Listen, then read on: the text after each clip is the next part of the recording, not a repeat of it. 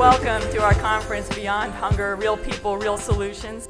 The Center for Hunger-Free Communities seeks solutions to hunger that are based on science and the human experience. It doesn't matter if you are a lawyer or you serve time in prison, whether you live in Section 8 housing or you run a large foundation. It doesn't matter if you currently live in a shelter or on a friend's couch or in your parents' basement.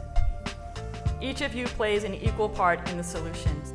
My hope is that this conference will create solutions surrounding poverty and hunger across the country.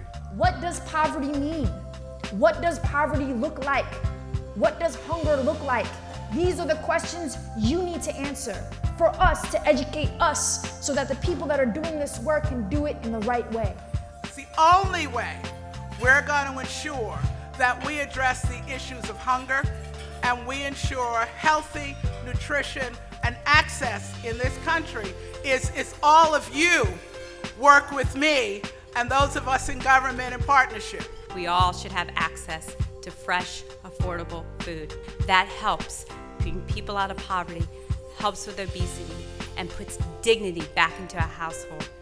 I walk down the street and nobody don't know what I'm going through because I always tend to smile and laugh at everything. I'm such a goofy person. But nobody would ever know that I'm gonna move because my mom doesn't have enough money to take care of all three of us. I want anything so my sisters can eat. It's just what I have to do for my mom and my family. We don't just need a safety net that picks us up after we've gone splat on the floor. We need that safety net to mean that that never happens. My mother always was sacrificing food for me and my little brother. I remember one time we was eating hot dogs and noodles and she still ain't eating nothing. And I was crying and she said, "It's okay, son, because you're my future and I need to do whatever it takes to raise you."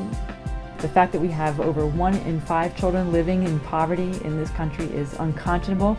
So it was so delightful for us to be able to be their host and for them to hit the national stage so forcefully. There's a lot of people here and we could learn from one another. And some people don't even know the kind of pain that exists. And they would think a little boy or a little girl would never have to endure the kind of things that me and my foster siblings endured. But they have, and it goes on. And so if you're in a position to help, just knowing, maybe you can do something about it. The number of myths out there are the things to fight. We know what we need to do to eliminate homelessness. We know the supports that need to come together. We know the focus that needs to be at the basis this way. This is one we just need to get it done. No one should be hungry in the United States of America. Not in this city, not in this state, and not in this country. There is an incredibly engaged and mostly public-spirited debate that's going on over all of these issues. It's what we're not talking about that's the problem. I find that people want politicians and journalists to simply listen to their stories, to speak to their challenges. The issue is accountability. They're given trauma-informed training. The issue is accountability. Why don't we enroll all programs for children? Because if it's not clear already, let's see, if you reduce your nutrition, if you reduce security, if you reduce all these other issues for children, then you're reducing the ability for these children to develop. When I tried to explain to them that my rent takes my check, they said it didn't matter because of my gross income. That needs to change. You will be, there's no doubt in my mind, the loudest voices for change and getting answers to some very tough questions. But you need to demand answers for those questions. Again, America was built on a foundation that we solve problems, that we look out for each other, that we are in fact our brothers and sisters keepers. That's what real Americans are about. When you think of a witness, what do you think of? Someone who's either seen something that has happened or is facing it themselves. What are we talking about? We're talking about hunger. I have faced it and witnessed it. I'm a witness.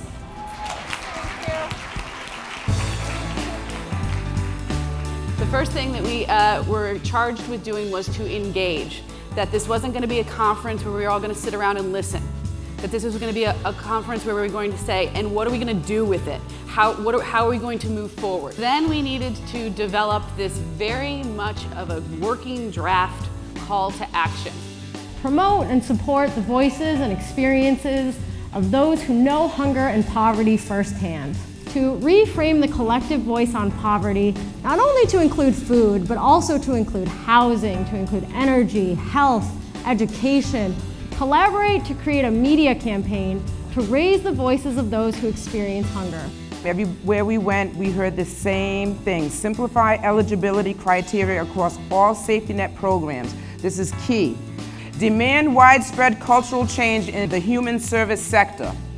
Culture of respect, dignity, and high-quality customer service for people seeking help. We heard all throughout this conference that we got to protect the SNAP program. We got to protect it from Congress. We got to protect it from the Democrats and the Republicans, anybody who wants to cut SNAP. Restructure the safety net programs to allow people to truly transition to self-sufficiency.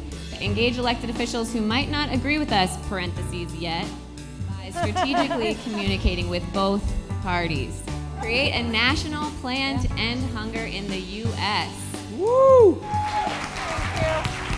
We're looking forward to having new members across the country. We're looking to become 1,000, 2,000, 5,000 strong, so that finally our legislators will listen, so that corporations will stand up and do the right thing, and so that people in all of our communities will start paying attention to poverty and start wanting to put an end to it.